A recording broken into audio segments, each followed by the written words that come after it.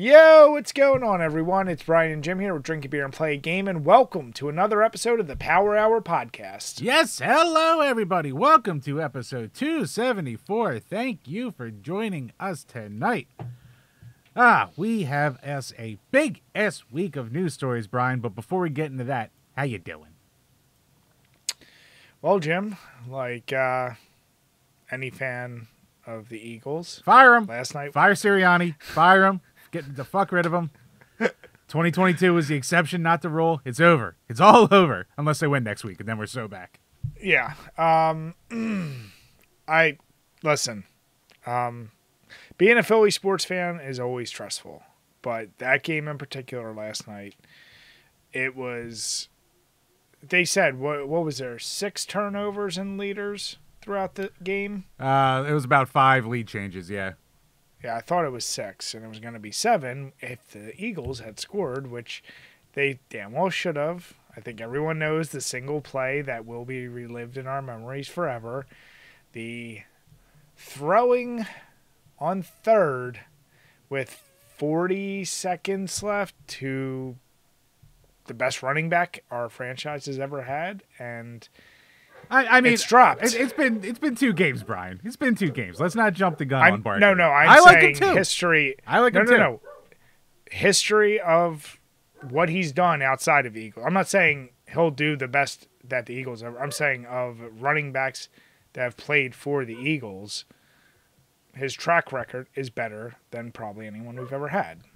I mean, his track record is getting hurt every season, but when he's healthy, he's good. Hey. Yes. You know what I'm saying. Either way, yes, that was quite painful to watch. Yeah, I couldn't. I think like everyone, you just went, what the what?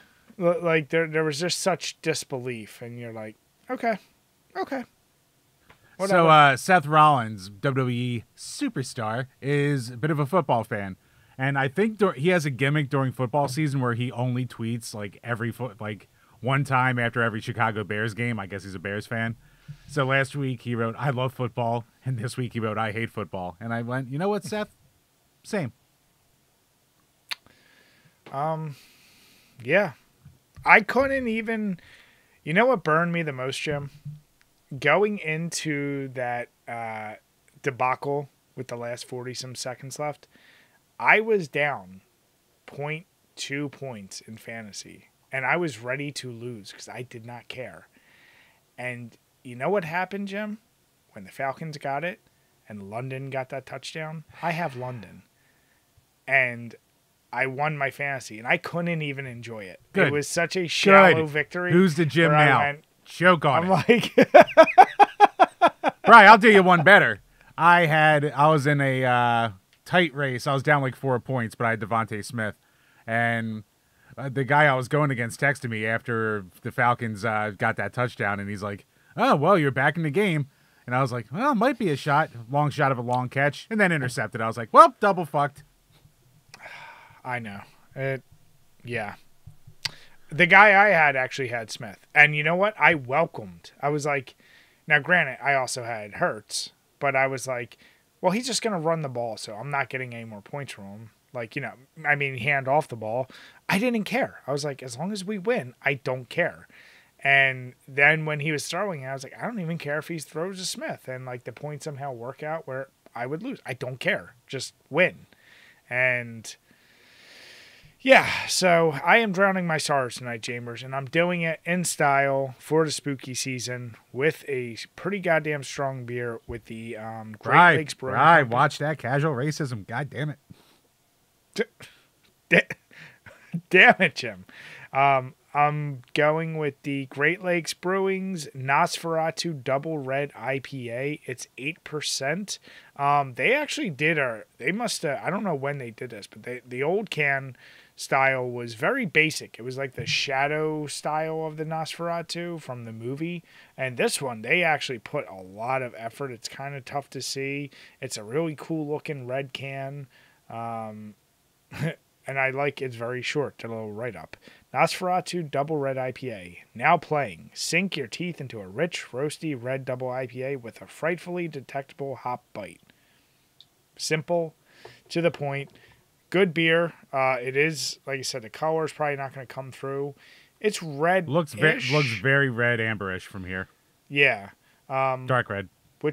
Which when you drink double IPAs, you don't typically see red ones. So I have had other red IPAs. I don't know how many double reds I've had, but it's pretty damn good. So I strictly got it for the can. I didn't even know what type of beer it was until I came home. So yeah, that's how I'm dealing with those Eagles. Jim, what about you? Before I hop into that, I think I have to apologize in advance to all the listeners of this podcast who are just here for beer and or gaming talk, because it's football season. So you can expect the first 5 minutes of every week to be us either bitching or gloating about the Philadelphia Eagles. But, so every episode when it starts, you might want to skip ahead if that's not your thing. But I am still working my way through my backlog of beer, my never-ending backlog. So I got more of these rush beers. Thank God I like them, because they're smooth, it's a solid golden ale, very balanced flavor, and I still have like another 10 of these to go through, I think. I was going to say, are you tired of them yet? No, because I'm only drinking them like once a week. But yeah, eventually it's going to get to the point where I'm like, all right, I need to drink something else for the damn podcast. And then... Yeah, no. But, Bri, that's not the only beer news we have this week. Because good buddy of the page, longtime supporter, good old gamer Astral, he sent us some beer. He resides in New Mexico, which is a lot of beer that we're just never going to be able to experience. So... the good little feller there, he shipped us some beers. I picked them up today, and I'll be dropping some off to you tomorrow. So, the first one will be the Starter Fluid High Octane Hazy Double IPA. Right, that's going to be a 9.5% IPA right there. Ooh. So, yeah. Let's see the can. Crafted Santa Fe Brewing Company. And, I mean, it's basically got Woody Woodpecker on it. Nice. Okay. So you think high octane? Can't You wait think to try. that? Thank you, Astral. And also from the Second Street Brewery, we'll be having the 20 to 2920 IPA, which comes in at 7.3% alcohol. So a little bit more basic of a can. It's just a logo and some like basically hops and flowers around the design there. But you know, simple design, but at least there's effort put into it. Good artwork on there. We'll read all the hubbub after when we're actually drinking them. So thank you very much, Astral. And Jim, not that we haven't had a shit ton of West Coast beers before. I wonder if there is a significant taste difference with the water. I don't know. It's a good question. Granted, all the beer we try is kind of from all over the country, but like we're also very familiar with like bars around us and breweries around us, and we've had that. Like I'm curious if the base style is going to be very different. Well, Brian, it's not water out there. It's water. Well, it's water in my heart. Well, I mean, that's what it properly is. I don't care what the rest of anyone says. Yeah. But thank you, Astral. You're the man. Yep. Can't wait to break into those. Brian, speaking of breaking into things, what have you been playing? This week has actually been almost exclusively Dead by Daylight. Because they released a new game mode called Lights Out, which it was an old game mode, but it's in spirit of, I don't know why the fuck my camera keeps going off. So I'm going to just keep dealing with that until we're done this part. No, Brian, you have to spend 3 hours editing in that technical difficulties picture from The Simpsons every time it goes out. But for some reason they decided, let's bring back Lights Out, and it is one of my favorite modes, but they added a little thing. It's like for Castlevania, you get to hold little candelabras, and the map is now pitch black, so it gives you just enough light. So they actually make it like a horror game, and it has been so much fun. And I would be so sad. I think it goes away in like a day or two. But I've gotten my time in for it with that, and that's honestly been like, that's it. This week I haven't had shit. With multiple birthdays to set up and do shit for, didn't have a lot of time to game. So when I did that here and there. What about you? Didn't have a ton of time either, but when I did, basically it turns into, my dog is an asshole, and he does not allow me to sleep in ever. So every weekend I'm up by like 6 in the morning, 6:30. Doesn't matter how late I stay up the night before, because when I'm up, I'm up. So life is wonderful. So yeah, I decided to use that time before the family wakes up to go downstairs and plow through some more postals. So At least from the main game, I'm on Friday right now, working my way through that. So getting through there, you'll have to record the footage so we can get that review out of the way, and then I'll hit some of the DLC after it. But yeah, I mean, it's Postal 2. The gameplay does not change itself up at all. Like, it might throw in a boss fight later on and maybe a little bit more platforming here and there, but yeah. What you see is what you get after the first, like, level. But it just becomes longer to get through things. And there's more people mad at you who keep shooting at you to make it harder. So, yeah. That's fun. It is what it is, right? It's a shooter that we've said multiple times. The review will really cover it, but it clearly doesn't take shit serious. It's not meant to be like a game of the year contender. It's just a goofy little shooter that's not a bad shooter, but it's not a great one either. Yeah, I'm in this weird spot where, like, as I'm playing it, I'll play it for like an hour or two, and I'm just so like I just need like a break for like a day or two after it, just to kind of cleanse myself with just like the gameplay loop, because it is basically a loop. But yeah, and besides that, just on my poop breaks, trekking through Slay the Spire, trying to get through those ascensions, and I am stuck on Ascension 13 right now with the defect. Oh my god, is it freaking hard at this point. All the boosts the enemies get. Like, there's some turns where it's just like, oh, I'm dead in 2 turns. Well, that was fun. Where, God forbid, I get to the 3rd level, to the final boss, and it's just the one that's the worst for my setup. And I'm like, well, this is over. What? I'm curious what game is going to dethrone that for your time waster. I don't know. Because that will have a shelf life. Even once you get through all those ascensions, like, there's got to be a point when once you're done that, it's like all those games, like just like with Hades, like there came a point where it's like doesn't matter what curse or whatever, how difficult it is. Like there's a point when you hit it all and you're like, okay, I've now literally there's nothing it'll show me that'll be new. I think I already kind of have an idea, because I'm starting to get a little bit of the exhaustion with this. Not like I haven't put my fucking money's worth into it, but Balatro is that how you say it? Balatro? It's it's like almost, if I'm thinking of it right, it's another deck-based like roguelike, but this one uses like actual cards from a deck.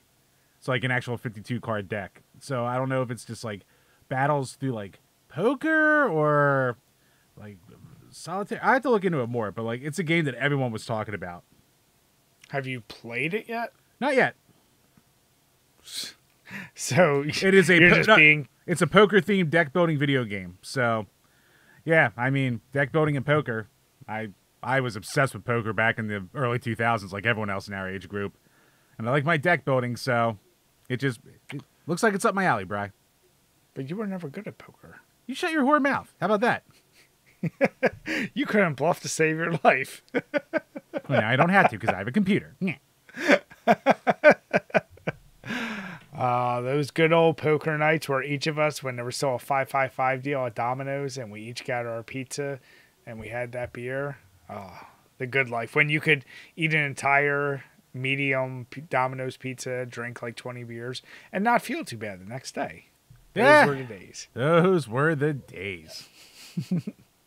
And I would steal Jim's money. So yeah, it was all good. maybe top off the night with some Hero Escape. Beat Jim in that too. Fuck Hero Escape. Goddamn defense rolls. Bullshit. Can have the perfect strategy, but can't roll to save my goddamn life. Jim, you know what's funny? I think if we tallied up your total wins against me, it's maybe 2. Bri, I'm sure you have it in a notebook somewhere. You can probably find that number. Your kill death ratio is not great. I'm going to say that. It was not great. Thank you, Brian. You know what?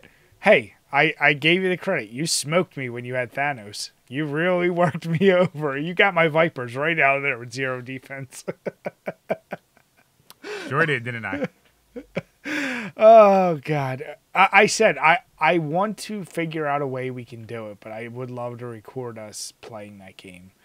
But it's like the legitimacy of like setting up the camera and making it entertaining, I think, is going to be tough. But It would be a lot of work, multi-camera setup, a lot of editing for a game that's been dead for over a decade. So, yeah, But I'm we sure. still love it.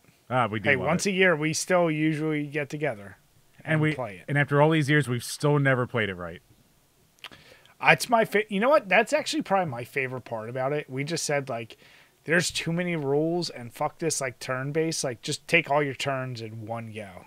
And I think Matt at first was like, dude, that's not how you play. And we're like, yeah, but this is more fun. Which would just allow for like the most ridiculous runs. Sure did.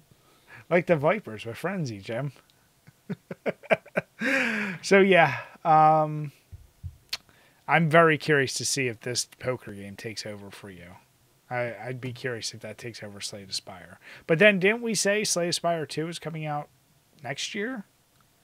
Supposed to be. Is so it? Yeah, so I assume you'll jump on that right away. probably more time wasted. Perfect. All right, Chambers. So I hope the camera's fixed. But what questions do we have from our awesome patrons this week? Patreon.com/DrinkABeerandPlayAGame. Worth as little as $2 a month. That didn't work. You can ask a question that you can. Yeah, I got myself all thrown off. You can ask a question and we'll yourself answer. off trying to talk shit. Yep, sure did. Hoisted by my own petard. But you can ask a question that will be. I quit. Patreon questions for the week. $2 a month. You can ask them every episode. How about that? First up from Todd Howard Sucks. Ice cold beer that you hate or warm beer that you love? Pick one. Ooh. So either a beer that you hate but it's ice cold, or a beer that you love but it is warm. There is nothing that calms the spirit quite like an ice cold beer. Right, nothing However, calms the spirit like a spirit. damn it. However, I will say, thinking about... See, it's like you and I have talked, and I think we both agree. One of the worst ones we've ever had is that like Yingling light beer. Not Yingling light, but Yingling light beer. And it's just because it tastes literally like leftover Coors just dumped into water. It's not good. But I will always go with a warm beer. That's my favorite because, as Jim and I have said many times, there's actually a lot of beers you're kind of supposed to drink. Now, when I hear warm, I think room temp. That full disclosure. If he's talking about like heating up a beer, different story. I know there's some out there that have those gimmick beers that are supposed to be like served hot and shit like that, but I've never had one, and I really don't want to. Yeah, so when I hear warm, my mind goes, it's room temp. And there are a lot of beers you're actually supposed to store in a cool place, but serve after, like, pour it and let it sit a little while to allow it to, get its full flavor, if you will. So I will go with that because, even if it's an ice cold beer, Jim and I have had enough really ice cold beers, and when they taste bad, they're bad. So yeah, I'll go with my warm favorite beer versus an ice cold beer. That's something I don't enjoy. You know what? God damn you, Brian. Because what do you call it? I was about to be like, you know what? I'm still going to be refreshed as long as it's warm. But then I think about Yingling Light or fucking, what was it, that Flying Dog Die Rise or some of the many dog shit like sea salt beers we've had. And it's just like... Or do your Ghostface Killer ice cold, Jim. Right, even ice cold, that you don't taste the cold in that. There's no cold to be tasted with that. So yeah, I really did not want to agree with you on this one, but I kind of have to. It's like I'm a little bit traumatized because like the first time I ever had Hop Devil was like, oh man, maybe 2007, something like that. And it was warm.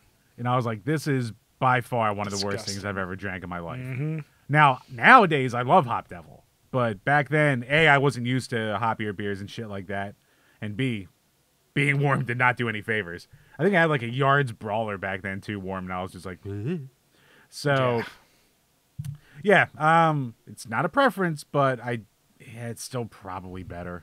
Especially if it's a beer I love. I think a beer I love warm, I'll still just be able to be fine with. And that's what I'll say is that I won't go through that beer thinking it's still great. Like it probably will hurt my feelings of that beer having it warm, but the experience overall will probably still be better than an ice cold shit beer. So, Jim, is it bad? My mind right away tried to build an analogy for you when he said that, and it went sexual, and I was like, you know what? I'll just let Jim finish this. No, Bry, go on. Now I'm curious. You've piqued my interest. Jim, you've known me long enough.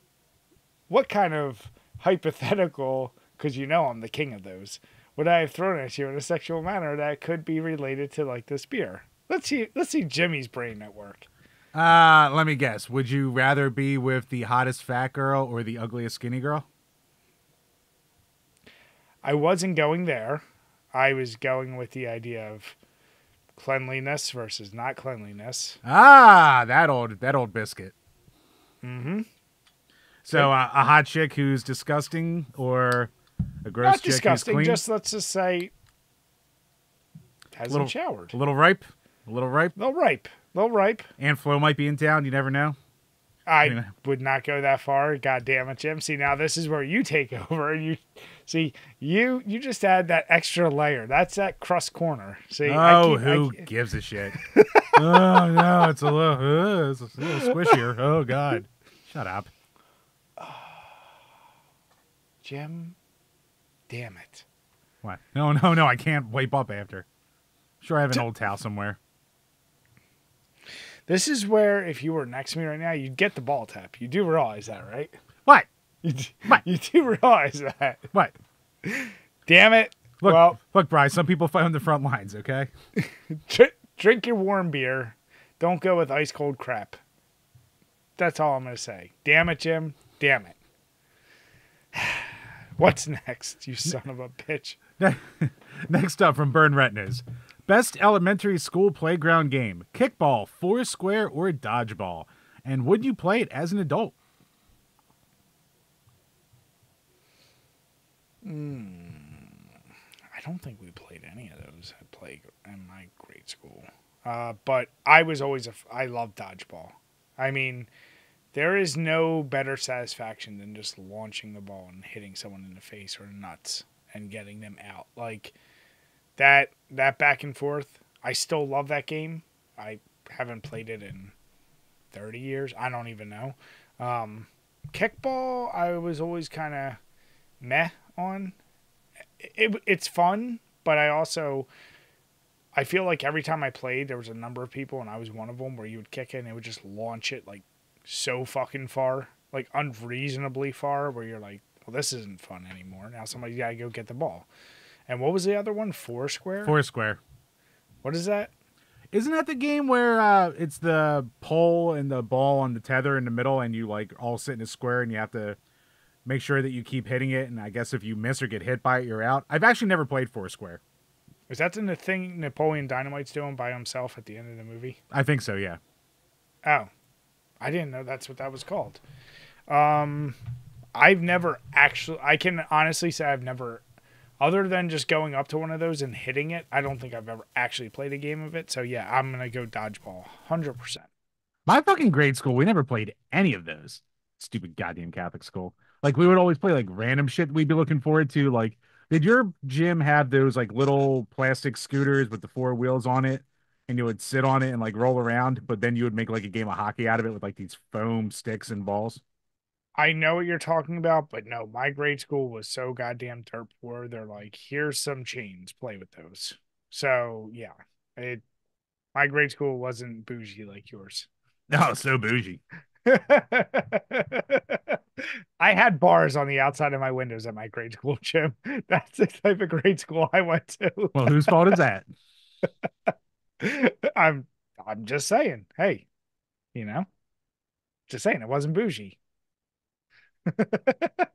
But no, I'm agreeing with you in the sense that the grade school, like in the playground, we just had a big ass cement or asphalt background and with like no playground equipment. So it was always just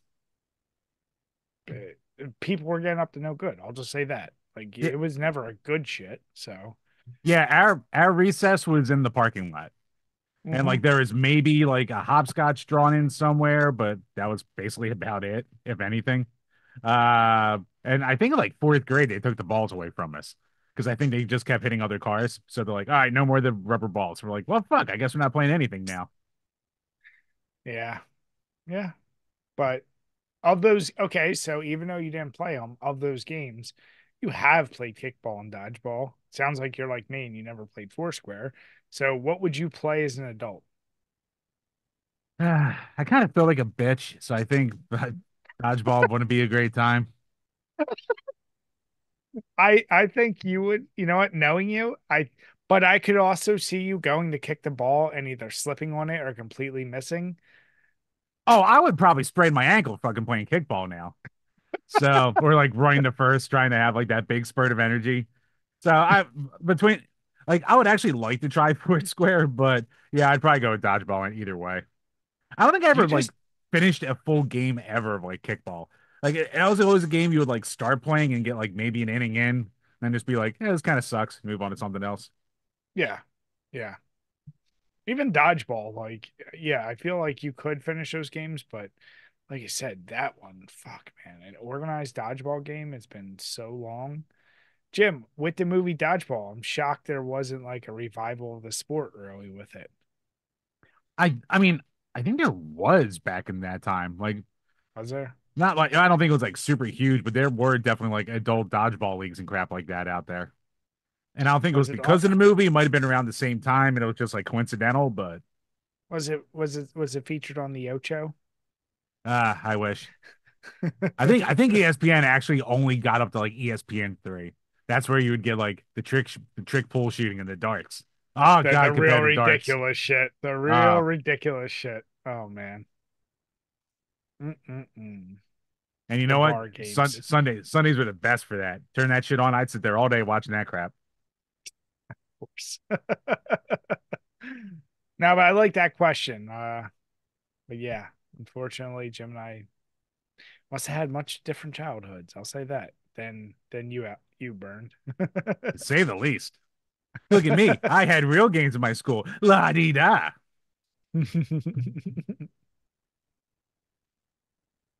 So what else we got, bud? Now that wraps up the questions for this week. So once again, thank you to everyone out there for all the support. Really appreciate it. Head on over to Patreon, get those questions in every week. Check out the other tiers for bonus content, game review requests, movie review requests. I know we said it last week, but right now, unless something goddamn happens tomorrow, we will be recording finally a new bonus episode of the podcast. So that's the plan for tomorrow. So you can expect that in a couple weeks. And you know what, Jim? I'm gonna let these fine folks know. Here's a little spoiler for my opinion that I can't wait to give you and Nick. Brody's not the bad guy. Broly, Vegeta is it Broly? Broly. Okay. Broly's not the bad guy. Vegeta is a bitch. Goku, I hate his voice. There. We will Now discuss go watch the more episode in and the see how I'm episode. probably arguing with Jim and Nick. God But damn I'll it, also John Shelton, guarantee you change it. this is my this is my future casting. I think I'll be arguing with Nick at first, but I can turn him around on my side. Probably. Actually, when we get into that, it'll be funny to like almost throw your way like other voices from different dubs that have been done over the years. Because that's like a classic argument, like whether like, the Funimation dub or the Ocean dub, or there's other ones out there like Harmony Gold and crap like that. But of like the major English ones, that'll be interesting. Can I also say how much I hate the fact that since watching that, so many ads on my YouTube and my Instagram now are fucking anime. And Right.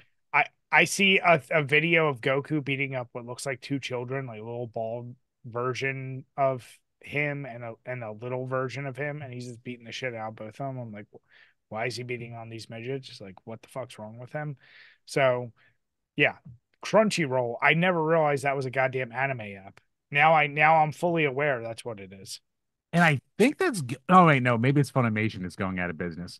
But yeah, Crunchyroll kind of has like the monopoly on like being the anime streaming service anymore. Yeah. So go watch the episode if you haven't already. As Jim said, if we record tomorrow, you're watching this. Um, It's probably out in a day or so. You're going to turn it around that quick? Those aren't as bad. I'll say that. No. Alrighty then. Yeah.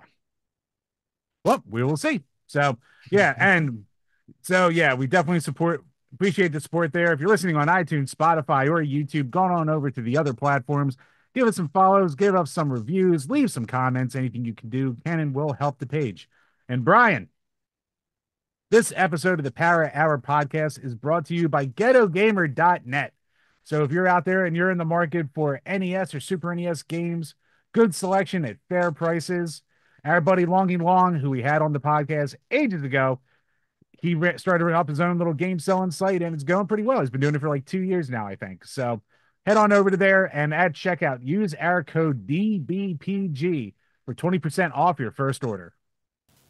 Yeah, already going through his site, I'm like, God damn, these are so much more reasonable than the shit we've seen on sites that you and I have discussed previously.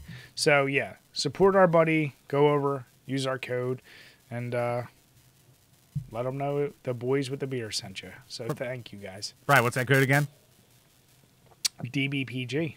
There you go. And use the affiliate link. Will be in the link below, so he knows who sent you. Absolutely.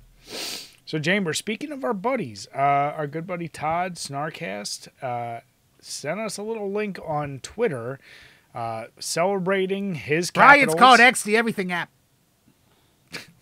Damn it, Jim. Damn it. That would be another ball tap. So basically, the Capitals are celebrating their 50th anniversary with their Capit Owl. Get it, Jim? From Devil's Backbone, which that is a great brewery. I'm going to say that. I've always enjoyed all the beers from there. It's a 6% golden ale, and it's a really cool looking case. I'm showing the picture as we're talking.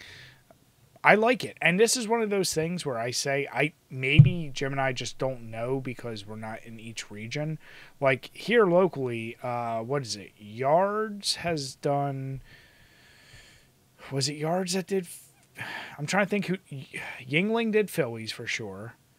Yeah. I think Yards currently has, fuck. There was a couple that did. There was a couple different, because I actually displayed those when we went to the Super Bowl. Like 6 different companies locally that did Eagles theme beer. Yeah, there's none a of bunch. them I don't think were like officially licensed. The only official one I can think of is the Phillies with Yingling, and then I feel like the Flyers had one. What do you call it? I mean, like a couple of years. I mean, goddamn, now it's like 10 years ago. Conshohocken Brewing had the Ghost Bear beer for Shane Goss's bear for his like 2 years of being a good player, but fuck, I guess officially licensed through the team.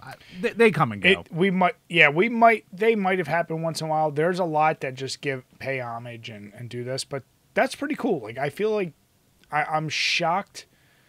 Maybe because NHL, MLB, and NFL, all these like. They probably, because they have deals with the major macro brands, they're not allowed to license out the teams, would be my guess why you don't see that more. But I feel like that's such a waste of potential where you could get like this, like do a limited time beer for an anniversary or something special. Beer brands would eat that shit up. So beer and sports tend to go together. Oh, yeah. And it's, yeah, so it's always cool to have these little crossovers with the sports world. And Bri, the Capitals are celebrating 50 years of being a team. I'm surprised the Flyers didn't make a beer for celebrating 50 years since the last time they won the Stanley Cup, because that's coming up right around the corner of that. Yay. You know what, Jim? I accept it because prior to when did the Phillies win their Phillies won in 08 the first time. 08? Okay. Yeah. So prior to that, I mean, all of our sports teams, it was like dead central. And Eagles had our heartbreak of 04. And then, you know what? We finally got a Super Bowl. We got everything. Even if it's really long ago, we still technically have them all.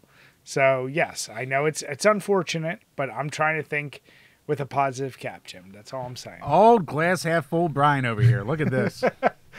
Listen, Philly's going through swings, and right now we're in a spot where people don't just hate us because of the fans, because we have a team that my favorite is all the memes that came out about the Chiefs and like Mahomes kissing refs to like get their bullshit.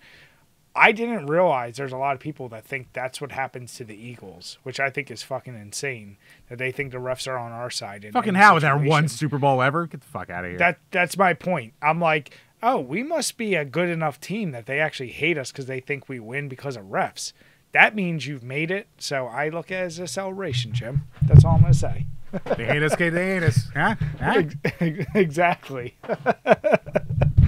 But yeah, no, that's really cool, Todd. I hope you, I'm sure I know him. He's got to get this. I know he's not the biggest drinker, but I know he's got to get himself a case. Oh, he's going to sound himself with one of those cans. Fan. So. Yeah. All I ask, Todd, is that you save some for me and Jim, save more for me than Jim, and that's all. Oh, he's saying he should donate some to us at MagFest, and you know what? He goddamn better. That's what I'm saying. I would accept it. So, Chambers. Right, speaking of accepting, what we don't accept around here is the goddamn wokies. That's what we don't accept. Thank God we have a list. There is a guide for us now, Brian, for the true gamers out there. Veterans of the Gamergate wars. We're safe, Brian. We're safe from the Jim, wokes. Can I say, so I'm showing, so I really ask that you guys click the link below because I'm just showing like a quick screenshot of this list. Actually, Brian, you start talking about the list real quick. As someone who appreciates lists, there is a lot of organization to this one, and as Jim alluded to, this is the woke content detector's curated list of games. And I don't even know who put this together.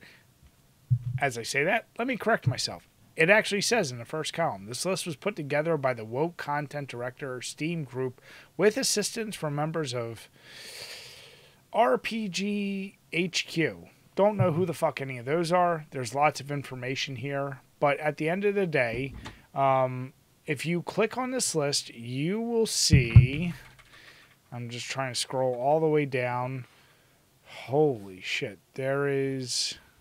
All right, on the main page, 1,442 rows of games. So really 1,440 games because the first two rows are just titles. Which outline games that give you information such as year, developer, publisher, and then they have their own special rating of recommended, not recommended, and informational. And then in the final column, their review will cover things like Starfield.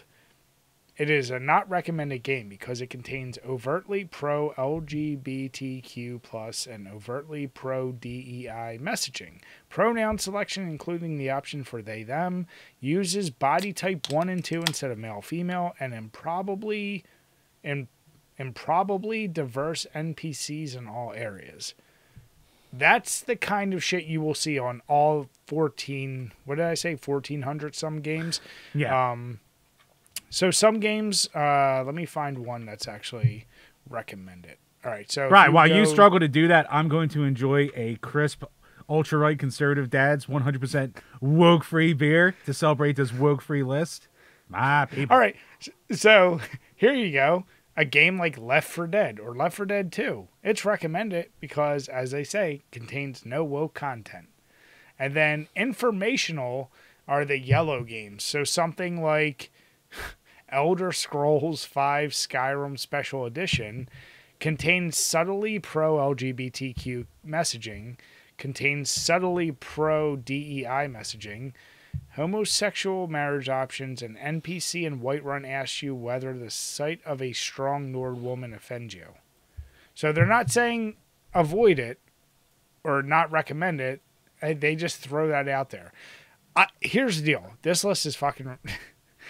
What I can appreciate as someone who loves a put together list is how much effort must be put into it. But this is your people, Brian. This is all you. I am someone who puts together the dumbest list. Now, granted, my lists are always like I keep track of every movie I ever watched.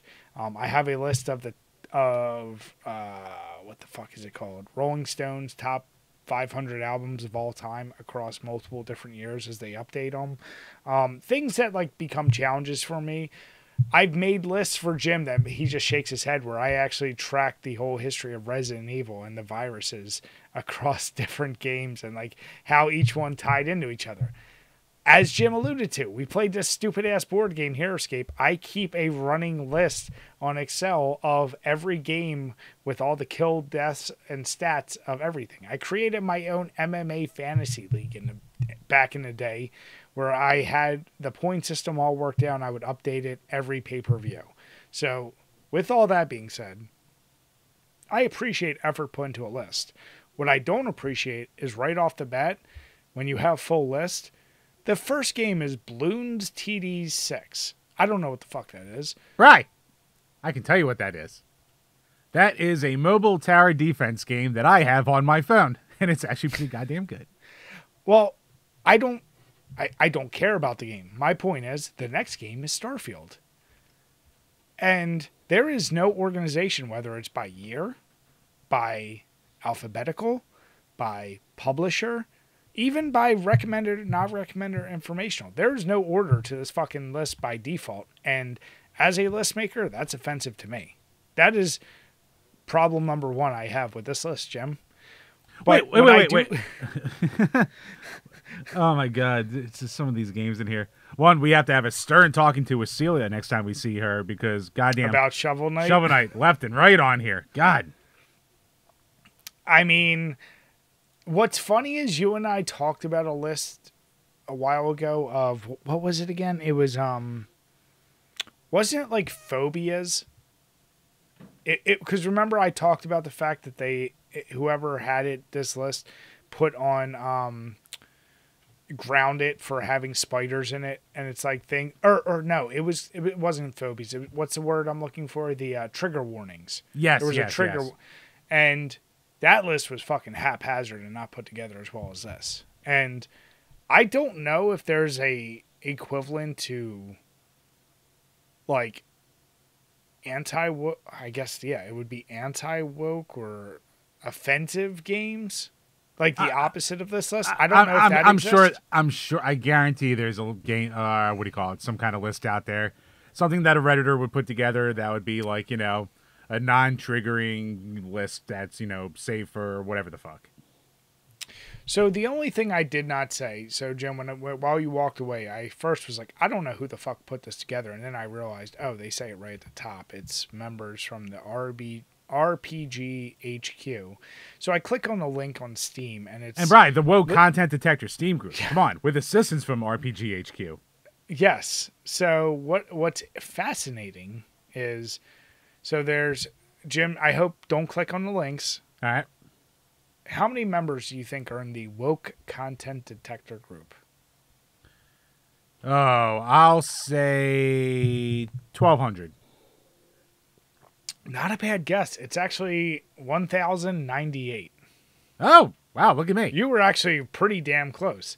Sounds like you might have affiliations with this group, Jim. I don't know what you're talking about, Brian. Hold on. I'm very thirsty. So, oh man, there's an option to enter chat room. There's 587 in chat. I almost want to enter to see what's going on. But, there's something about this, Jim, that I'm like, in the grand scheme of things, that's not a lot of people, right?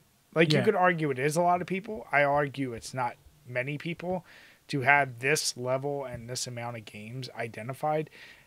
You know what the sad part is? I was trying to read through as many of these, like, reviews, as they call it, and they actually cite some fairly specific things, like, within game, which makes me think these are actually people who play the games, so they do more journalism than Kotaku when they make a list. Which is fascinating. Are they the real journalists? I mean, they're looking for something specific, but the list is... I mean, it goes without saying. The list is ridiculous. So many games. I said 1,400. And then, you know what? It's nice for you, Jim. At the top, there's little tabs. You can click to God damn it. Euro Truck Simulator 2? It's informational? Fuck. I can never play that. Women drivers? How unrealistic. What I like is Borderlands 2 and Borderlands the prequel are both informational, but once it got to Borderlands 3, they're like, nope, too far. Too far. Is there a difference except for it being more Borderlands? Like, what? Jim, were you aware that Call of Duty Modern Warfare contains overtly LGBTQ images and multiple pride flag calling cards and emblems? Therefore, it is not recommended. Call of Duty is woke, Jim. Did you know that? So that must be the is that the original Modern Warfare or the like remake? That's the Modern remake, Warfare? the 2022 one. Okay, I mean that makes more sense because I was gonna say like the original was like 2007. Like that pride flag was just a rainbow back in the day. So well, that's what I'm saying. So basically, if you have a game, and it seems like with any multiplayer service, according to this group, if you have a pride flag and calling cards, you're automatically not recommended because now you are you're overtly pro LGBTQ images. So that's why most of these games I think are listed here. But I love stupid which is shit like hilarious because like some of the biggest goddamn Call of Duty players out there is far from fucking pro LGBT as you can get. Well, it's nothing about the player base, Jim. Don't ask them to expand their reach yet. Let them work. let them cook. You want them to cook, right? But I love how they have something like Red Dead Redemption 2. And you know why that's on there as informational? Horse balls? Is because it's subtly pro DEI messaging, and there are several minor characters that espouse modern day political sentiments. As an example, the NPC Sadie Adler behaves the same way a modern day feminist would. Which, once again, proves to me they actually played the shit out of the game. To have something that specific, I go, they're doing their homework, whether you like it or not. It's so fucking I know, I'm stupid. sure they are. It's so stupid. You got to be determinedly online to do this. Bryce, wait, Bryce, so stupid. They are doing a service, sir. They are saving the future. God, hold on. Oh my God, they have Pacific Drive on there. The game about a car that you upgrade to avoid the apocalypse because it has pride flags. I mean, as I said, this list is ridiculous. Here's the deal, Jim. Do you think there's even one person out there that actually references this list before choosing a game? Yes. There's less than 1,100 members. Now, worldwide, that ain't shit, right? That's nothing. That's not even a third of our high school class.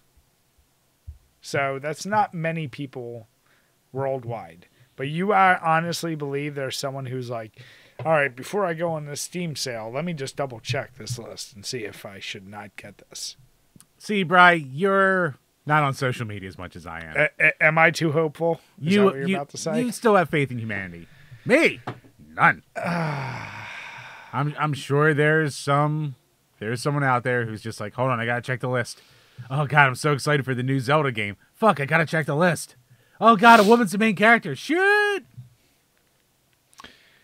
I don't get it. I as someone who wastes so much time putting together lists, the effort that's been apparently put into this. Now, I have no idea. Like, I'm trying to find information. Like, is this regularly updated? We know the group is apparently alive and well with over 500 members talking right now. They even go into detail about their methodology, their discussion, their threads. Like, man. I don't know, Jim. Right. You do realize that you're basically good at talking to women away from being in this list, right? What? Like, if you weren't able to talk to women and get your dick touched, like, you'd probably be head curator of this list at that point. With the level of like hyper focus and tism that you need to do something like this. That would be you. You'd be all over this. So what you're saying is, it's good I don't have that trait. You're saying I have the inverse of that trait then.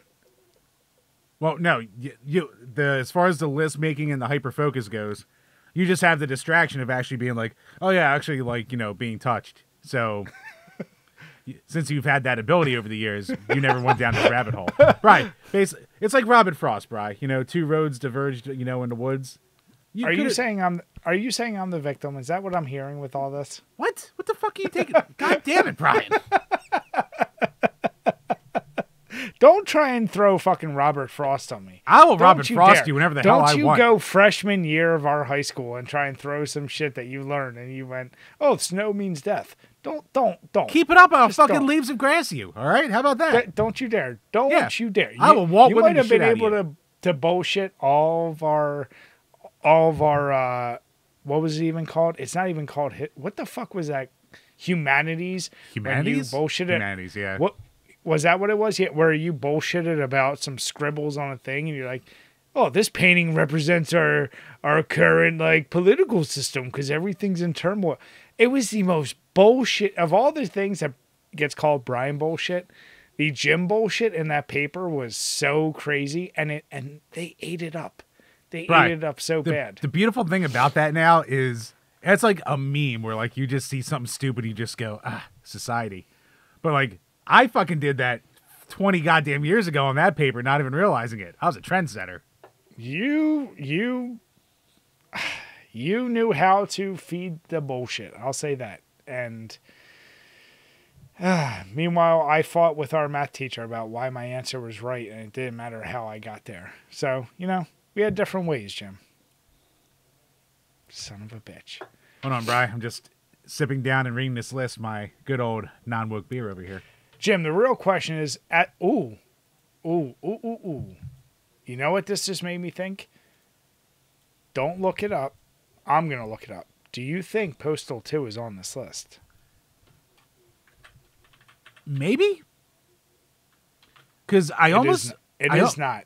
Because I was about to say, this list really reeks of, like, not someone our age. And not because of just, like, this list being this list, but just looking at the games on it, like, it's not a lot of, like, those deep-cut old shit. It's like, there's so many mobile games on here, it has to be someone younger. Well, and that goes back to my point. There's also a big frustration. Motherfuckers, if you're going to develop a list, I've told you, I think I've told you, I know I've told you, I don't know if I said this on site. I developed a list of every single horror movie that ever exists.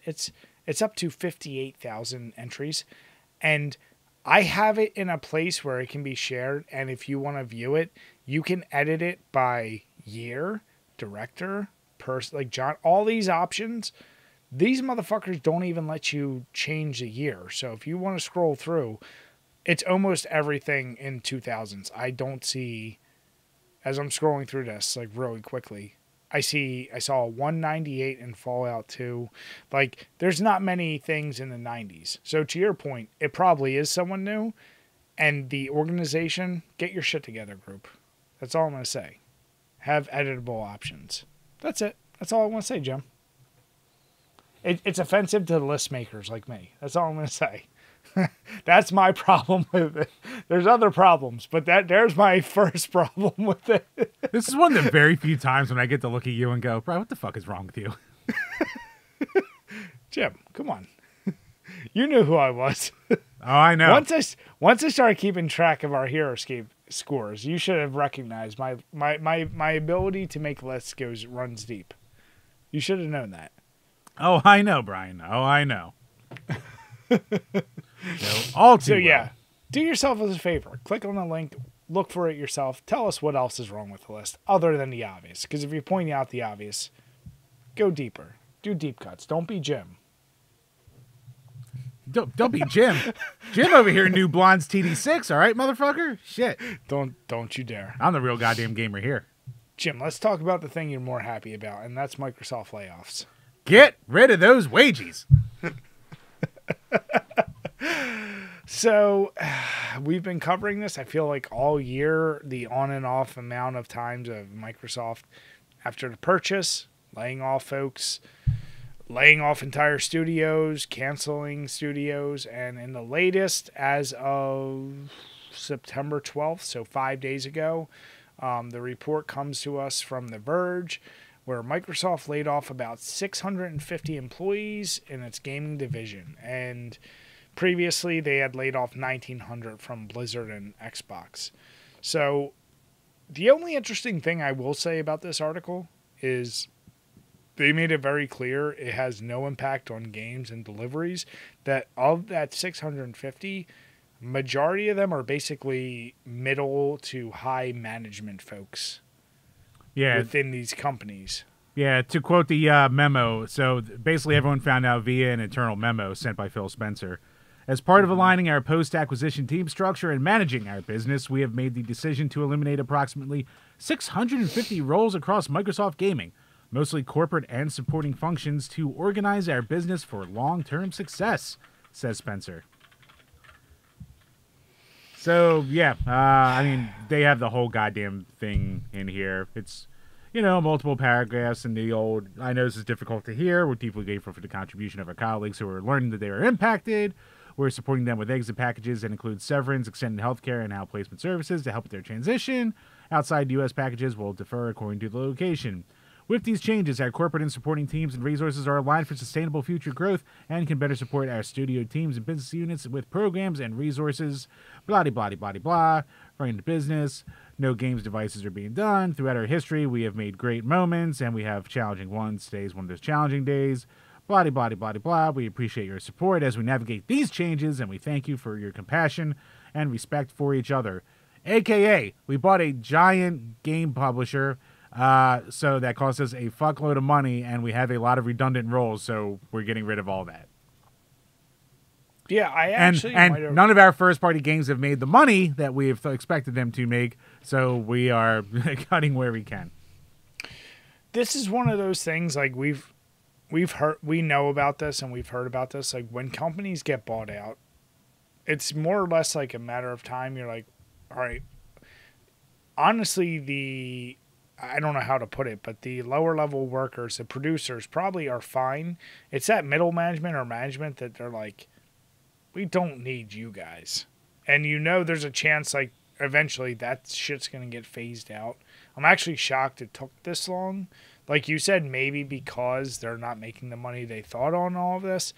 But I think that's kind of a natural assumption, right? We've seen it. We've actually talked about this with breweries. You see it in any industry. When a bigger company buys another one, eventually those management roles kind of go bye-bye. Because it's like, yeah, we don't need you also. We can just work with your workers who actually make the shit, and we'll handle them. Yeah. I mean, a lot of places will just keep the bare minimum to, not completely overwork, but like any corporate structure, they're going to just make everyone work more instead of, hiring more people. Because hiring more people means more expense. And in a way, I can see it as like, obviously, you're not going to need like 2 CFOs or 2 COOs and shit like that, even upper level management. It's going to be a lot of redundancies, like we said. So it's one of those things where it's like layoffs after acquisitions aren't an if, it's a when, basically. Yes. And we're seeing a lot of them. Now, does it make it right? No. Does it suck that a lot more people, like almost 3,000 people this year in Microsoft Gaming have lost their jobs? Yeah, that really fucking sucks. But it's also like, so what do you do? If I'm playing devil's advocate, Jim, I think to what you just said, though, the only thing I would disagree is, does it suck? Yes and no. I mean, that's the nature of whoever of that company agreed to the buyout. That sucks because you know what's going to happen, right? Like whoever was the lead of that company that decided to, even though they're throwing money at you, that's like crazy. Whoever says yes, you know ultimately what's going to happen to your company, right? Like there's no guarantee this shit's going to stay the same. So it's kind of like, that's the shitty part. It's not the buying and then reducing staff because everyone generally understands that's what's going to happen when mergers happen. So I don't look at necessarily Microsoft's the villain in this thing. I would just say that's the nature of the beast when you buy things, meaning merging businesses. That's all. And it is easy to just point to Microsoft and be like, well, they're the ones with too much money and they shouldn't be making it. It's like, yeah, well, what about the company if they had ethics of don't sell? They didn't have to sell, but they did. There's that too. Yeah, it's true, but I'm sure a lot of the people who were losing their I bet here's the thing though. Like I think a lot of the people who are probably losing their jobs right now aren't the people who had the power to vote on whether or not to sell. No, absolutely not. No, Yeah. I'm saying it does suck for them. They're the victims. Like Bobby Kotick got his money. The board members all got their money, like with the sale. Like they don't give a fuck. That's what I guess that's what I'm saying is I think the way the article is painted and the way people will perceive this is Microsoft's a bad guy. I look at like, did Bethesda and Activision need to sell to Microsoft? You can go over it left and right a million times. I'm saying I don't necessarily think Microsoft is the lone bad guy in this situation as it's painted. I mean, I guess not, but it's just like they are the ones who did the firing at the end of the day. And really, we're over a year into this acquisition having gone through. So, and you know what? A lot of places will have like almost a year built in of like, you know, quote unquote guaranteed position before they start trimming the fat. So, yeah, like you said, it's nature of the beast, but it still sucks. And it's like, in a way, it's tough to say Microsoft needs the money because it's Microsoft. Like, you know, they're one of the biggest companies in the world. Of course. Like they could have easily kept everyone on too. They could, but then you and I have talked about this also. It's not realistic. I get it's not realistic, but of any companies out there, it'll be like if Amazon bought someone and laid off like a shitload of the workforce, and you go, "Come on, man, you're fucking Amazon." It would be like if Amazon, and I might say something that might be true. I don't even know. If Amazon bought Barnes and Nobles, it was like, we don't need most of your staff anymore. Like, yeah, it would be shitty. But recognize the shittiness is shared with the people who own the company previously and Microsoft too. Oh yeah, so for sure. But to your point, you and I have said this too. Maybe I'm going too far devil's advocate.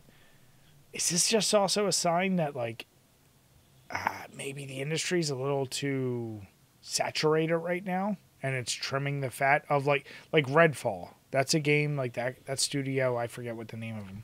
They went under, but that game got fucking panned. Arcane or something? I forget if that was Arcane. Yeah, you can argue a million reasons as to why. Maybe it was that, but like, do we need a million game studios making games that are subpar? And I'm not even saying Redfall is subpar. I'm saying the reviews for it were. I haven't played it myself. But it's like with beer, and I always try and relate it to. It's like that industry fucking boomed, and now a lot of them went belly up because it's like, how many IPAs can you try before you're just middle of the pack or lower tier? And yeah, I mean, like a ton of them also did what everyone did during COVID. You know, everyone's home, everyone's buying media, hire more positions, and then absolutely that bubble burst basically. So yeah, it's another one where it just sucks for the worker. I hate the workers that have to deal with this now, and the fact they get such an insensitive, like just general ass memo. That's the fucking worst way to hear news. And you know they probably did that shit on a Friday, where like they ruined people's week. Like that's the worst part. To your point, the victims of it, I feel bad for those guys. I hope there's enough. I feel like the only good thing is, as I said, oversaturation. There's enough gaming companies out there that I hope if you did well enough, you can turn around and go get hired by another gaming studio. Oh, to your point, I guarantee that got sent out on a Friday because that's when everyone gets fired. Yeah. Right, you know why, right?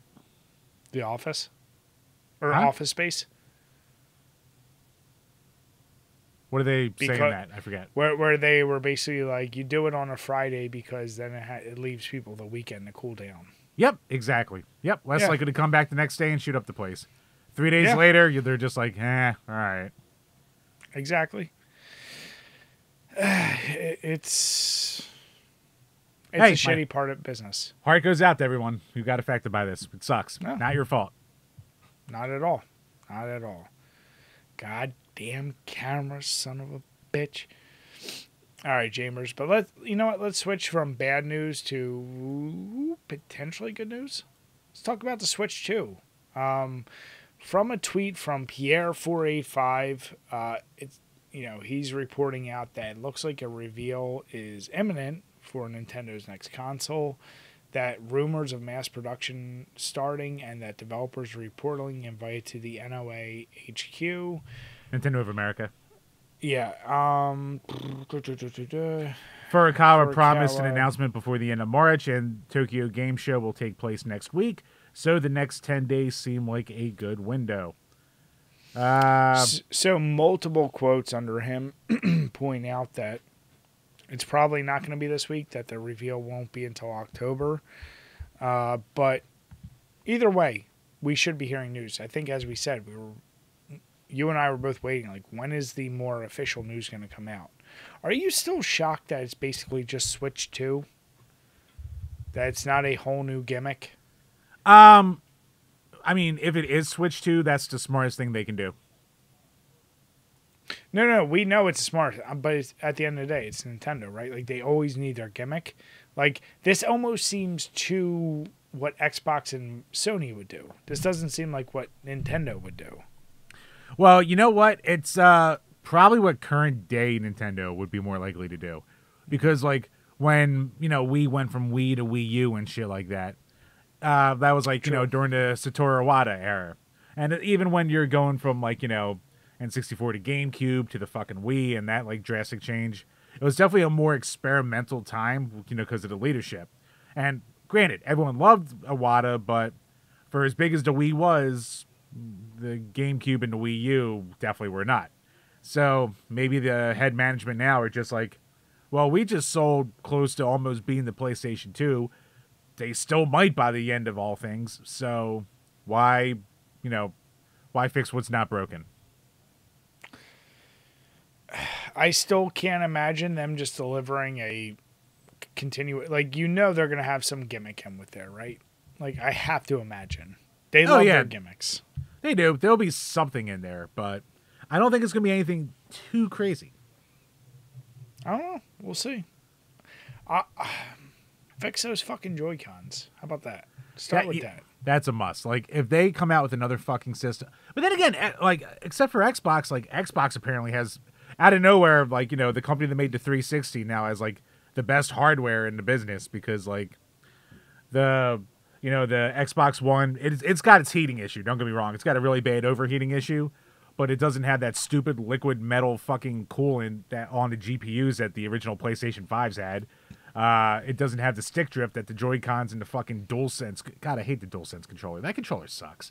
It doesn't have the problems that controller has. It's like, I don't know, they're crushing it in almost everything but making actual games. Yeah. I mean, obviously, we're just throwing it out there because it's going to be the big news. So whether it is in the next 10 days or it's really deeper into October, either way, Jim and I will talk about it. I mean, without even knowing anything about it, we know it's going to sell pretty well. Like, but given Nintendo's track record, I don't think it'll ever flop as bad as the Wii U. No. It's been so fucking long. Because I feel like the window between the Wii and the Wii U was actually fairly short compared to this one. Because when did the Switch first come out? Well, Wii and the Wii U was like a good 7 years. Wii was 2005. Wii U was like 2011, 2012, something like that. Was it really? Oh, shit. I thought it was a lot less than that. Nope. And yeah, we're on active year 7 now, the Switch. So if it is next year, that'll be year 8. It's a good run. Okay. No. Great run. I mean, regardless of numbers, I would argue, yeah, the most hit system they've had than the NES. Oh yeah, I mean obviously it's different eras for but I'm saying like yeah, for what they actually did. So yeah, we'll keep track of it. We'll see what actually comes out, what the announcement is. Do you imagine there's any actual footage from it, or is it more just talking about it? Like maybe just showing pictures of it, or do you think they'll actually show hardware and what do you think's gonna come out of this announcement? I think if they do it, it'll be a very brief teaser, like one of those like 20-second kind of deals. Probably like maybe just showing the general console, but that's it. Like not it'll be that kind of generic, like showing all the stats of the Switch, And then at the very end, it's just like that panning light shot where it goes across it, and you just see it for like a split second, lit up, and then it goes away, kind of deal. Yeah. Yeah. I could see that. And be like, Switch 2. Is the new? Do you think is one of the selling points this new Zelda game that they're also announcing? Do you think? No. That's already coming out. That's gonna be a Switch title. So that's gonna be all right. So yeah, I'm still curious. What is gonna be that selling point game? Is it a new Mario game? Unless I mean, it can't be a new Zelda game, as we've said. It could be maybe a Metroid Prime, maybe a Smash, maybe a Mario Kart. Like, my guess is going to be either Mario Kart or what do you call it? Metroid Prime 4 will be the big cross-gen thing that comes down on both systems. You know what, Jim? They're going to bring back Karate Champ. Let's fucking go. Actually, we're just happy to announce the collaboration with DVPG in our first review, Karate Champ and Switch 2. We made it, baby. We're big time. We made it. Well, Jim, as much as I said, let's take a U-turn on all this like crazy, sad news. Let's go right back to companies resigning and leaving. What's going on with Annapurna, Jim? Well, Bri, there is a mass exodus over at Annapurna. So, Annapurna, however, interactive team. So basically, according to Jason Schreier of Bloomberg, the entire game production team at Megan Ellison's Annapurna has departed. The mass exodus stems from the results of talks to spin the video game division into a separate company bottomed out. The discussions between Annapurna Pictures founder Megan Ellison and former president Nathan Gary dissolved, leading to Gary's resignation. The remainder of the game division, upwards of 24 employees noted for their stellar and critically acclaimed work on games like Stray and What Remains of Edith Finch, follows suit in a seemingly show of solidarity. The beers are kicking in. Gary held the position of president since 2021. So all 25 members of Annapurna Interactive have collectively resigned. This is one of the hardest decisions we have ever made to make, and we did not take this action lightly. So, yeah, basically, this is coming to us from Game Fix Show. Our good old buddy Bird Retina's Mike Lind doing the reporting here. Summing up, I mean, just read this, because if you want to try and read the Bloomberg article, you got to pay for fucking Bloomberg, so, like, fuck that. But, yeah, Annapurna, I didn't even realize how many games, like, from them I knew of. Have you ever heard of them before, Bri? No, and then when I went through it, I looked through it, and I was like, okay, I don't know many of them, other than Stray, Neon White, and like there's like that's kind of it. Like I don't know, and What Remains of Edith Finch, but well, there's that Telling Lies FMV game. There's Journey and Flower. You love Flower, Bri. You're all about Flower. No, because it's Sayonara Wild Hearts. That was a big title on the indie Gone scene. Home. Outer Wilds, Like, Gone Home. It seems like the developers, this group, having played Kentucky Gone Route Home, Zero. Yeah. It's a very sensitive group. I'm just going to say that. And every year you, me, and Blade have ended up talking about Game of the Year. Chances are one of these games ends up on there.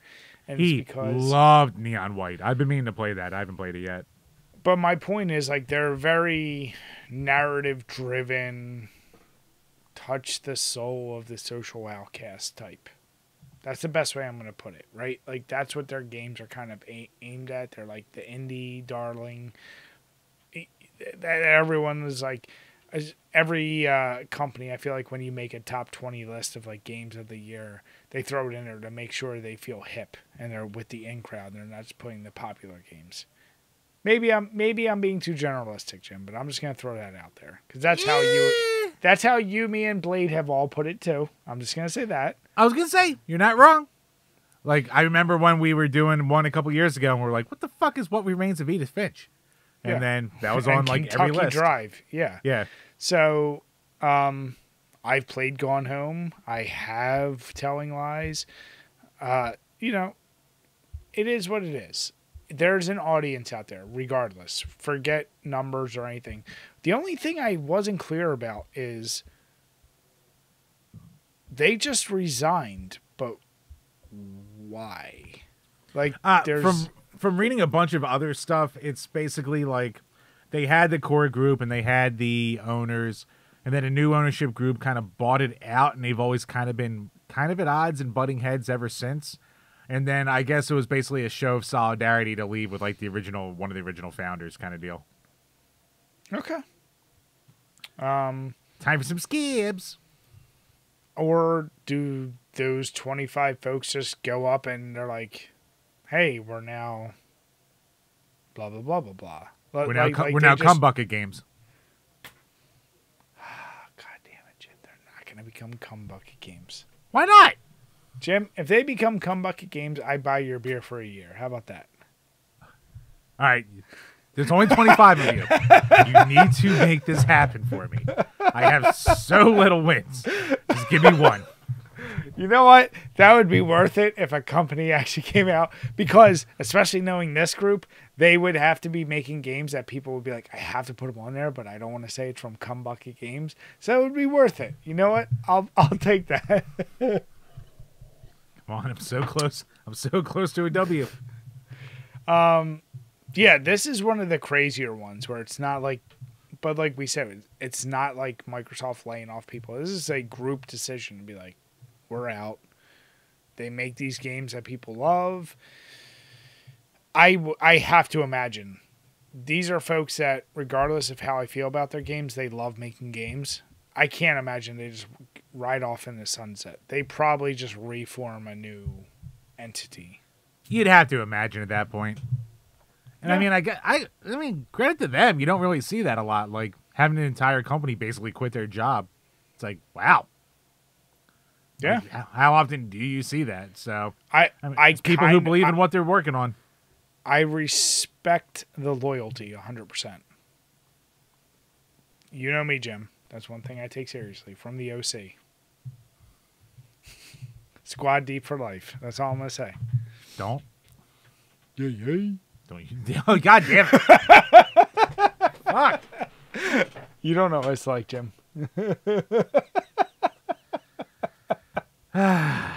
Jim, stop with your bullshit and tell me a little bit about Flappy Bird and why is it back?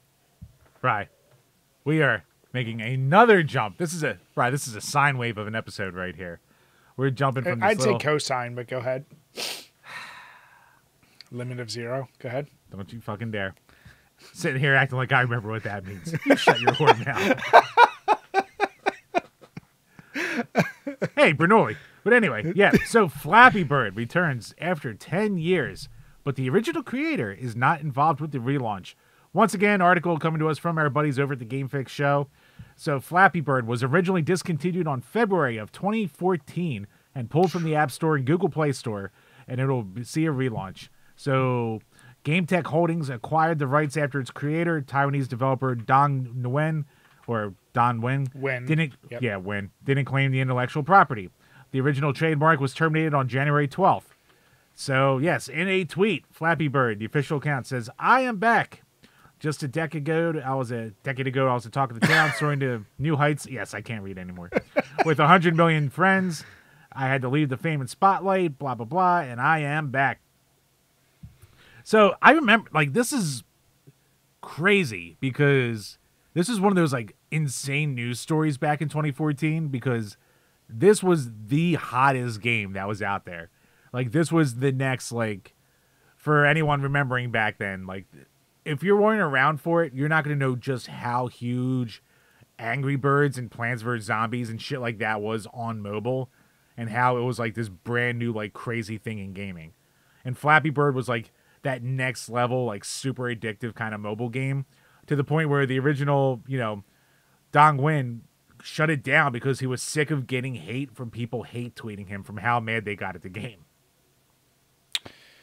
And yeah, it's up, it's public domain, someone bought it up and it's going to be coming back. So it does have ties to Solana, which is a cryptocurrency and blockchain platform that deploys centralization in mining NFTs. It's now in the umbrella of the Flappy Bird Foundation, and the game's relaunch will boast new features and characters. What? Characters? This expanded universe is expected to launch by the end of October, with iOS and Android versions expected to launch in 2025. So between the potential of being a crypto scheme and trademark filing, the unnecessarily hostile takeover of sorts puts a damper on its revival, especially after Wynn discontinued it for prudent reasons. So that was a little editorializing at the end there, but not exactly wrong either. But It's so interesting that Wynn, though, when he took it off, as you said, like, he's like, I'm sorry, Flappy Bird users. Like, he's basically saying, like, I took it off because I didn't realize how addictive it's going to be. Noble thing, right? And it's like, clearly the guy had whatever, a part of his conscience couldn't handle a game that became so addictive. Very rare to see. I'm just going to say that. Like, you don't see somebody who goes like, fuck, I might have created something that's crazy. But on the other hand, it's like, of course, eventually, same exact shit happened with George Romero, where he never actually had a copyright for Night of the Living Dead, which is why it is the most public domain used horror movie. Anytime you watch a horror movie or any general movie, they usually use Night of the Living Dead because that's public domain. He never copyright, so he didn't make a friggin' dime on that movie. And he's like, yeah, that was probably a mistake. Like, fuck. So, but this guy, I get a different feeling, and I could be wrong. He's probably not loving the fact that this could be a crypto scheme, and whether it is or not, put that aside. He's not going to love the fact that it's being brought back and now exploited for this reason, because he wanted to get it out of people's hands because he felt it was too addictive. Now, there's been thousands of Flappy Bird friggin' knockoffs. Yeah. And honestly, I think so many have done so much more interesting things with that format and that style of game that I don't know if bringing it back, people are going to be that nostalgic for it. Like, I feel like the attention span and the quote unquote nostalgia for mobile games is nothing like NES games. Like, I think they think they're the same kind of creature, and they're not. Like, anyone who loved mobile games, like, if they got rid of Candy Crush and in 10 years, like, guess what? We're bringing Candy Crush back. People be like, I don't give a fuck. I'm on to this next thing. Like, I don't know. That's my opinion. Right, that is the boomer in you talking. I guarantee it will be top of the iTunes fucking App Store charts when it comes back. But people will be like, because one, it had a huge cult of personality around it when it was around. It's one of those legendary games that like just poof went away. Like, people were still paying like good money for an old iPod Touch with Flappy Bird on it that like was never updated and shit like that. So, and then you have another generation of people who are gonna be like, oh, well, I got to see what all this hype's about that all these YouTubers are talking about. And I get you're saying that there's a lot of like different games out there that like use that formula and added to it, but no one ever talked about them. Like, they never made any kind of splash. But all these years later, people still talk about Flappy Bird. People still meme about Flappy Bird. So it's like, it was too simple and too perfect of an execution that as long as they don't fuck with it too much, I could see it being a big hit. I don't know. Time will tell. But then if like people recognize that it's a cash grab by, if it's obvious the second you download it, it's just like a corporate, like, buy NFTs or buy crypto, it will turn people off. I think the simplicity was one part. Oh yeah. But also at a time where like you didn't have the bullshit a million ads and everything else, that'll probably stifle that real quick. Oh yeah, no, if they're not idiots, they'll just charge like $2 for it and just rake in the money that way. Because if they make it free to play and just load it up with like intrusive apps and ads and all that kind of bullshit and like crypto integration and the more you play, the more you mine, like that kind of bull crap, that'll kill it. Yeah. But if they just keep it kind of to what it was and just get a base payment out of it, make some DLC for it like any other fucking game, that's how they could be a real hit. I said, I don't know. I'm very torn. If this is like some kind of crypto Solana company, fucking just throw $50K to Nick Merckx or fucking another big streamer and be like, hey, play this for like a month. And I just hear get you get Dr. Disrespect pretty cheap these days. How about him jumping into games and his entire team jumping out when they realized it was him? You know, Jim, that was actually going to be one of the things I was going to keep very arm's reach and ask you explain that situation to me in a bit. Then I went too far down the rabbit hole and I kind of figured it all out. And I was like, I guess I know enough now. Like, I was pretty far outside of, he was a big streamer. Some shit happened. He got kicked off Twitch. There was a controversy, but now he's back. Like, I was gonna kind of ask you to break it down, but then that was gonna be the normie view. Fuck. Not even normie view. I don't even know what we were gonna call it, but basically me asking you to describe the situation for me, and get diving into it. So yeah, I guess it would be normie view, but then unfortunately I like watched like 2 or 3 videos. I was like, oh, I guess I understand it now. Like, I understand what actually happened and transpired with it all, I guess. Yeah, Twitch covering up for their biggest pedo. But didn't they get rid of him? Yeah, eventually. Oh, I see. I thought they got rid of him in 2020? No, they got rid of him back in like 2020, something like that. Something. But like, yeah, like they didn't out him, like, but they got rid of him as soon as they suspected or whatever happened. And yeah, like I knew fuckery was afoot. The amount of like videos I saw of that dude, I was like, I don't know who this is. He plays COD and PUBG was all I knew. And I was like, dude's clearly wearing a wig. But then I was like, oh, he's actually been on he's been way more popular than I was actually aware of.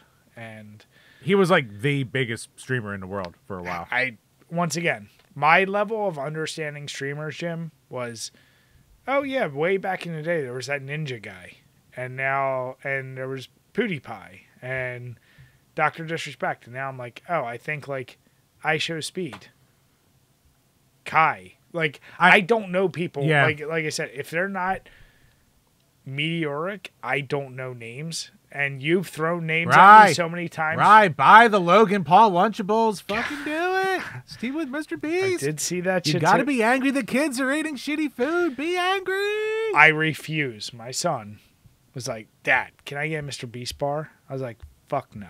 And and full disclosure, I don't understand or get the hate from Mr. Beast, because I feel like every other time I see a video, it's like, I put in 1,000 wells in Africa, or I healed people of fucking being blind. Is it ridiculous he's making videos of it? Yes, but is he actually doing something with his money? Yes.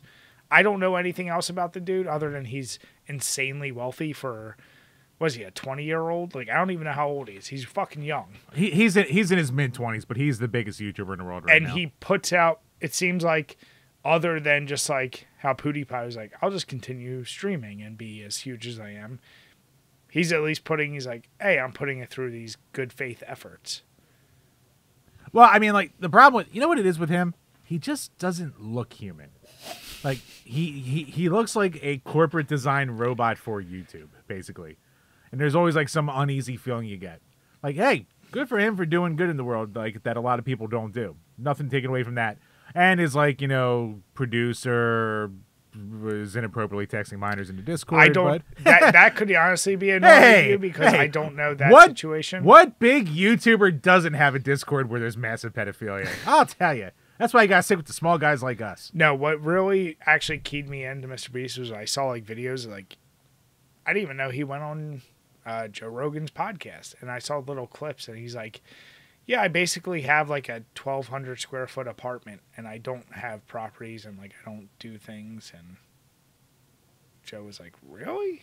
Like, I don't know if I buy that. Like, kind of like, is that really? Like there's a little bit of like, but you're worth like crazy amounts of money. Like, you're telling me you don't even have a car. Like I forget the exact, I'm paraphrasing, but like there's a little bit of like, really? So to your point of saying like he's not even human, there's an inherent phoniness with like everything about him, which some people take too far, and they like put that onto, oh, he's just, you know, helping these people to, you know, do it for content. It's like, yeah, but he's still, you know, gave 1,000 people their site back. Like, well, that's you and I when we did the Devil's Advocate on that.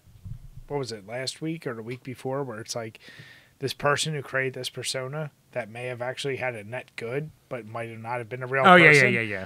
Where I'm like, regardless of, is he doing it for the right reasons? If he's actually doing it and delivering it, if he's, whatever, done these many wells or converted people's eyes. Like, I don't know. Is there a net good to it? Not is he a good person? That's not the question. Was there a net good for other people? I don't know. You tell me. You tell me. You tell us in the comments and help our video out.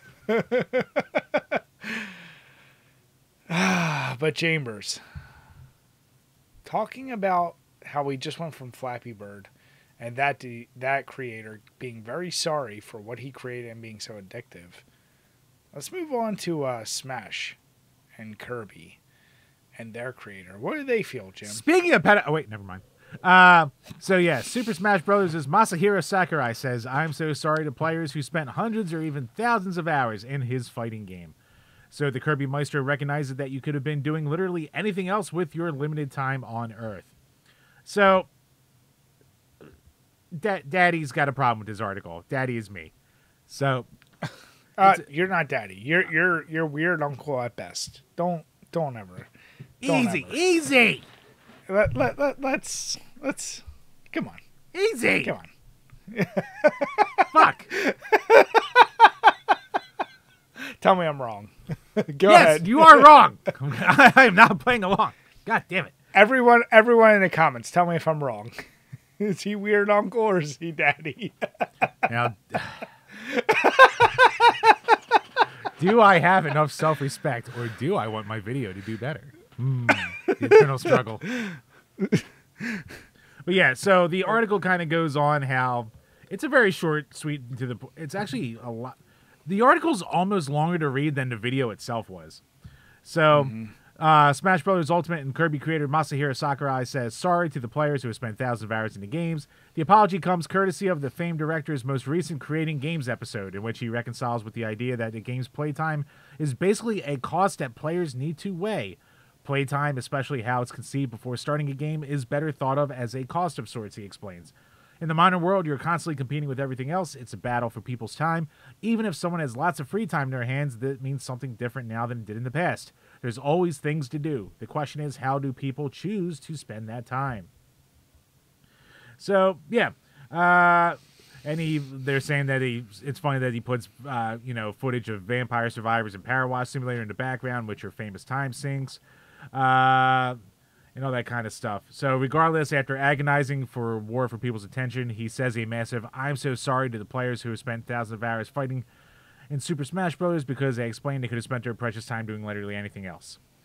I mean, yes and no, because if you actually watch the video, and it's only a 2.5 minute long video, like it's not a long video, and like he's kind of doing it as a very short essay about, like the article says, time spent on a game and how it's a time sink and an investment. And then, but it was one of those things, it was like a little gag where like he talked about it, he went, "Oh no." And he just said like, the Japanese, like, bending down going, "I'm so sorry." Like it was a joke. Jim, can you fully reenact it for us? No, I cannot, Brian. Come on. Nope. With accent and everything. Come on, I want to see the full reenactment. Oh, no. Oh, no. That would be a bridge too far, sir. While you drink your goddamn hams, that I'm jealous of right now. Damn right I am. But yeah, so yeah, it was a very throwaway article in like the first third of the video. And it's like, it's a pretty calm video where he's just like, yeah, I mean, people talk a lot about, the time. It's more an article talking about like, games values being preserved on how much time you can put into them and their replay value. And also being like, yeah, it's a thing where people have to weigh if I'm going to do this or do anything else. It's a very tame article, or it's a very tame video. And this article by Games Radar basically just like flips it around to be like, oh, he says Sakurai says you should be doing anything else. Oh my God, he's so sorry for what he did. And I was like, man, I fucking hate game journalism sites. Well, that became my problem.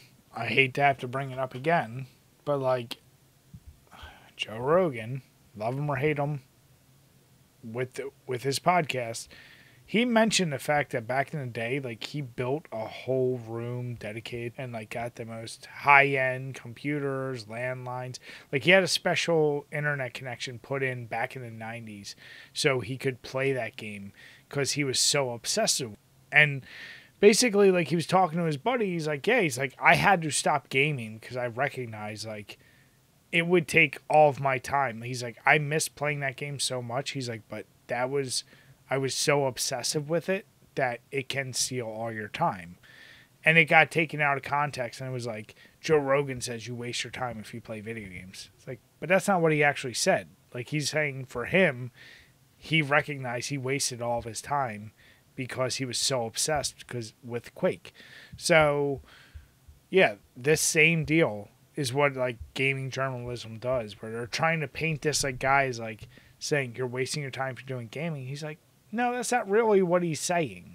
And I hate that they try to paint it. And that goes back to paint negativity as it is. But it does beg the question. You and I have talked about it. I don't give a fuck what you do in your spare time. Anything could become a waste of time. If you read the current meme right now, and maybe it's only because my wife does it, is like girls who just read smut novels or audiobooks. Right, that's called Every Woman in the History of Time Ever. Well, it's like, that could be considered a waste of time. Just watching TV. Guys that just watch sports all day long, every day. That's a waste of time. Video games, they're a waste of time. Like, you could just say, basically, if you're doing anything that's a downtime that isn't producing a quote-unquote skill or improving something, then any of it could be a waste of time. But, like, gaming always had, and I feel like there's still this small contingent that believes, like, that is still a true bigger waste of time. But I don't know. I think in this day and age it's so different because now there's a social aspect of, like, you can literally be talking with your friends and, like, kind of socially hanging out with them, like how we had to with our buddies, especially once everyone moved all across the country. Like, that's how we stayed in touch with some of them for a long time.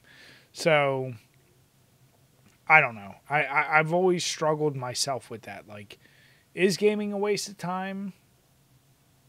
I don't think so. Like, if you weren't going to, unless you were like, hey, I'm giving up doing my actual job for this,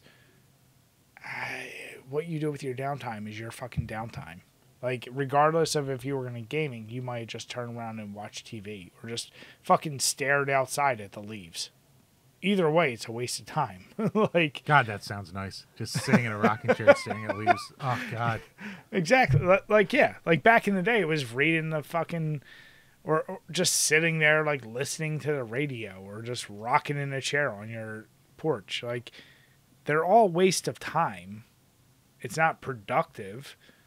So, I still don't get, maybe because of the idea that you're not doing productive things if you're a gamer, but I don't know. I feel like that's going to go out the window much sooner than we think.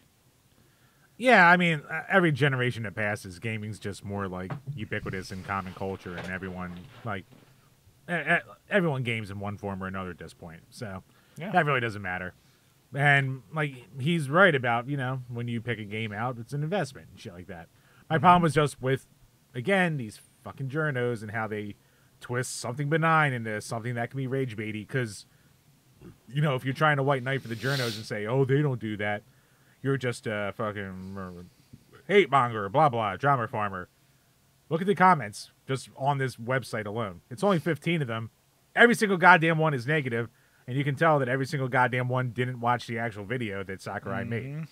Because they're all just like, oh, yeah, well, joke's on him. I never wasted a single second on his stupid Sip Smash game. And, yeah, he's one to talk about. He never put thousands of hours in. It's just like, you can't expect a common dummy to do more than 2 seconds of work to see that, you know, the original content where it came from. I read it on the internet, so it is true. You can make the same argument back in the day that you couldn't rely on people to read beyond just the newspaper as delivered to them. If it was in the newspaper, it was fact. And that is true. You know, it's the same deal now. Like, if you pick whatever specific thing you decide to watch on YouTube, go on the internet, it's the same deal. They like to paint the picture. People like to paint the picture, like, all of a sudden today, like, people are less informed. It's like, no, people are just, at the end of the day, you look for that confirmation bias wherever you can get it. Be a newspaper, TV show, radio, online. News outlet. Yeah. you're like, I kind of feel like for us, it would be like, man, I think this game kind of sucks. Let me find somebody who thinks this game sucks.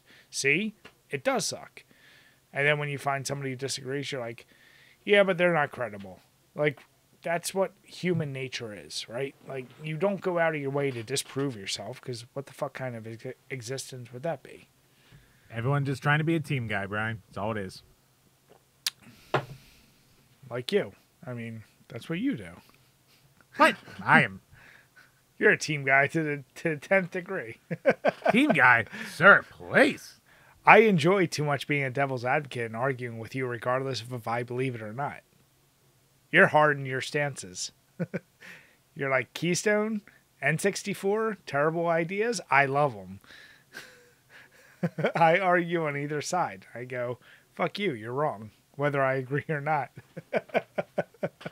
Just because you're coming up with your bullshit arguments doesn't mean that you're not a team guy, Brian. You're just like a deceitful team guy. No. Oh, no. I just have very... Bullshit artist.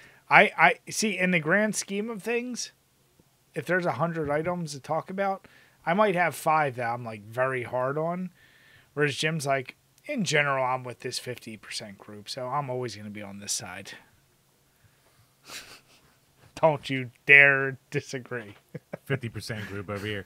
You look at Retro Gaming Twitter and you say us N64 fans are in a 50% group, and I will show you different. No, I'm saying you're always on the wrong side of it. You go out of your way to be on the wrong side. You're like, which is the one that's probably the more terrible opinion here? I'm going to go here. I'm the team guy. Brian just follows the crowd, and I'm the team guy over here. All right. I set the crowd. Don't be mad that the people agree with me. Like Superman 64. Don't be mad that there's a truth, and then there's the Jim group where it's like, I'm going to purposely disagree because I spent money on this game. You know what you do. One, I didn't praise that game. You praised it way more than it deserved, and it's only because you bought it. The rings are fun. If I didn't buy that, I burned it off you. So fuck you. If history was rewritten and you didn't have to play it as much as you did, you would have been like, you know what? It's a terrible game. But when you have to sink time into something, you appreciate it way too much. Hey, I can't help that the rings are fun, Brian. I can't help it. They're you not. want me to hate a game? You give me some good ring sections. I gotta enjoy the ring section. It's also with the worst controller ever. We've already established this. It's been voted on. Accept it. Move on.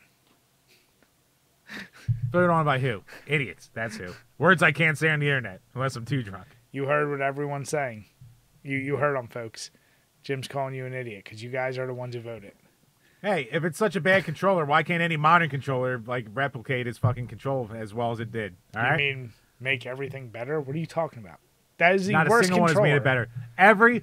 Every clone fucking controller has never nailed down the feel. They've never Who done. would They've want to always fucked clone it up. an N64 controller? What are you talking about? Retro fighters, Nintendo themselves, tons of people. Corey. Yeah. Learn you some goddamn gaming, Brian. You learn some goddamn gaming, then you can talk to me. All right? Are you part of that? You're talking to guys wasting his life. You I've wasted my life looking into this shit, Brian. Are you? I know what I'm talking about. Are you part of that Steam group of guys who make woke videos, Jim? Like, are you part of the 1,000 group that's like, yeah, the N64 controller was actually good? That's what you might as well they become. would say the N64 controller is woke because it's got a fucking dick on it. All right? So they would say that controller is woke. That is woke. There you go. So you're part of it. It's not recommended. Exactly. Good. I don't want them. Fuck them. I'll sit there and I'll play my N64 controller and my Blonde's TD6 and I will have a goddamn blast. You enjoy your body harvest all day long. I will not be playing that. Just because I like the system doesn't mean I like everything on the system. Come on now. Not a crazy. So what the fuck beer did you switch to after you went to Rush? Did you just go to Hams or did you switch to others? No, during the fucking talking about that article, I went and ran and got one of the ultra-right conservative beers. The ultra-rights. Yeah. How was it now that it's been, what, 5 months since we've done that? I like it. I hate to... It's a solid beer. It's a solid macro, like-ish lager kind of deal. American lager. You know, rip off Budweiser, whatever you want to call it. It's not bad at all. It's There's, if you look at Beer Advocate, a lot of people are just like, oh, it tastes like shit, and you can just taste the metal in it and crap like that. And I don't believe any of those reviews. I think it's just a lot of people who are mad about the politics behind it, which, fine, I get it. But it's like, it's not a bad beer. Yeah. I mean, we both blind taste tested it, and blind taste test, it was the best one of the night, you know? Yeah. Like, we both kind of knew which was going to be which, but that one's... You want to hate it? Fine, but shit ain't bad. Yeah. I'm fine if you hate it for the reasons behind why it was created. I'm fine with that. Yeah, that's fine. Whatever. I don't give a fuck. You don't have your chance. But taste-wise, it'd be like, you know, eating chocolate cake and a turd and trying to justify, like, a turd is better. You're like, it's not. It really isn't, but okay. Right, exactly. And, like, you know, obviously the hams. We love us our hams. And the Rush beer, still just a very goddamn solid fucking golden ale right here. So I forget who I was talking to, but I was actually trying to convince somebody. Might have been Juan, but I was like, dude, you want to try a new macro beer? Try hams. He's like, what the fuck is that? And I was like, trust me, try it. He's like, nah, it sounds like something ridiculous. I was like, if you like Budweiser, Coors, any of that, I was like, you will like this, and it's so much better and so much cheaper. I don't know why it doesn't give a hangover like some of those other ones, but it just it doesn't. I don't know why. I can't explain it. I guess because it's still at the end of the day like a regional beer, that they don't just like pump as much bullshit into it like they do with all the macros to, like, you know, have that mass production.